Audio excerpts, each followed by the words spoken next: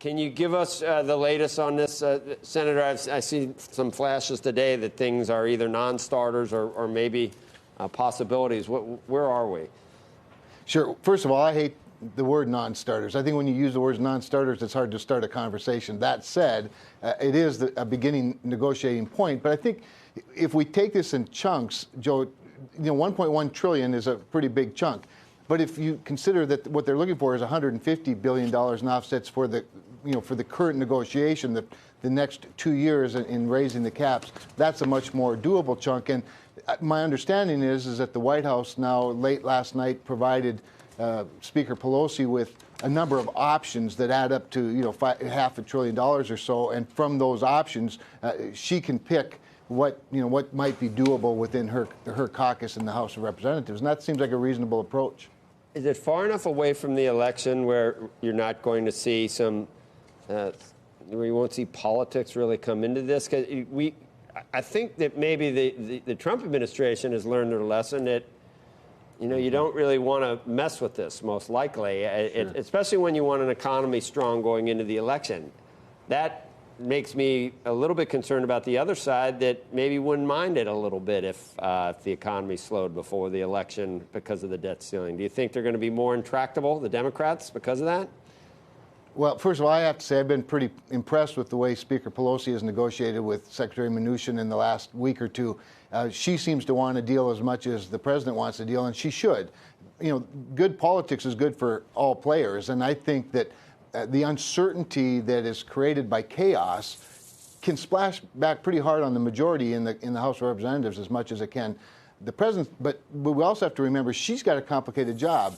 When I was in the majority and I was a House member and John Boehner was the Speaker, these were complicated for us too. You always had to find a way to cobble together a majority, and that majority may or may not be all your side.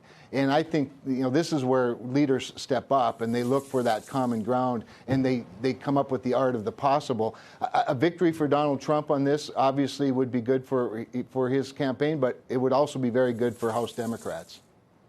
So you were in the House. I was wondering, because you said, politics can be good for both people, and they'll give Trump one. I said, wow, this guy's new or something.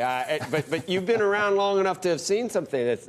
I hope that you're right about that, and I think the American people hope that you're right. This is a stupid thing to be playing politics with, and both sides are guilty of that. Is it going to be another?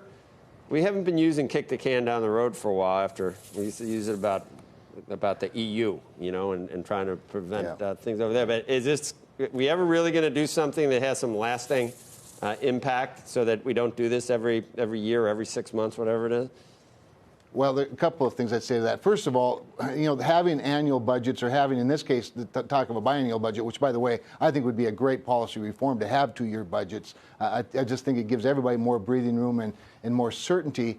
But some of those cuts or offsets that the White House has provided to the Speaker to look at include some reforms. And when you hear reforms, that sometimes just simply means kicking the can down the road. In other words, you can defer, say, for example, the budget caps for a couple of years. All that does is it helps balance the books today, but it just kicks the can down the road. It means that the problem exists 2 years from now.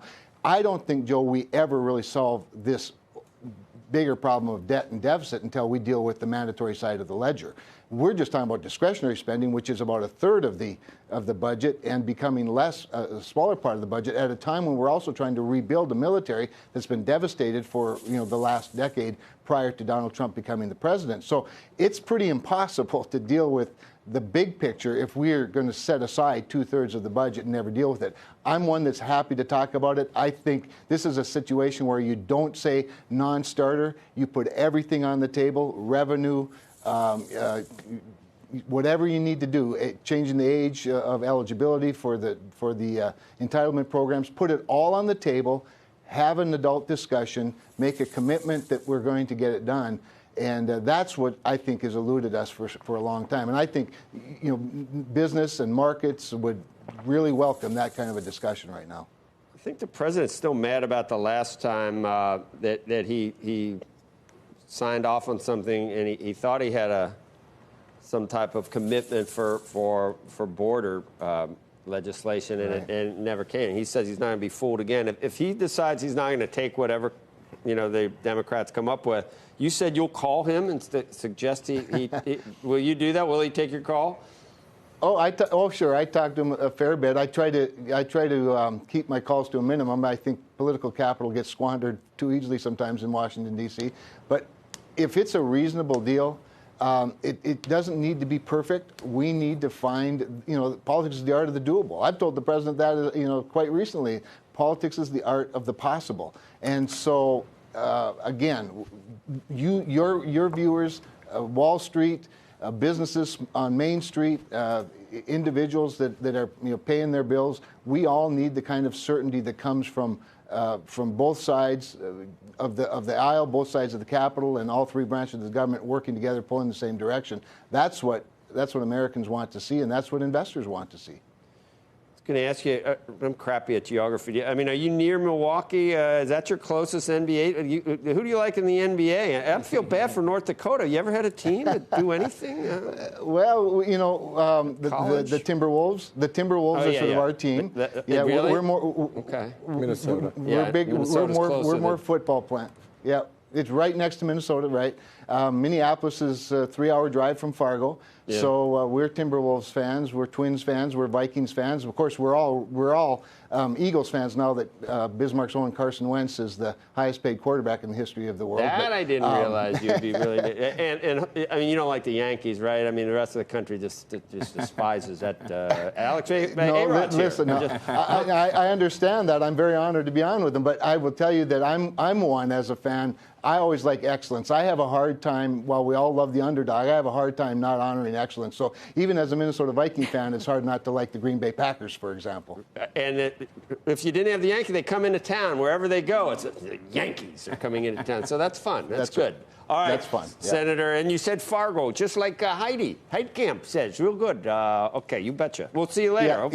No, we grew up very close to one another, similar backgrounds. Yeah. Rural North Dakota, blue-collar families. Yep. We talk like we're in the movie, but you do? Not quite as extreme. I know. I love that. I practice that, actually. Anyway, Senator, I hope to see you again. Thanks for being a guest today. Thanks for the opportunity.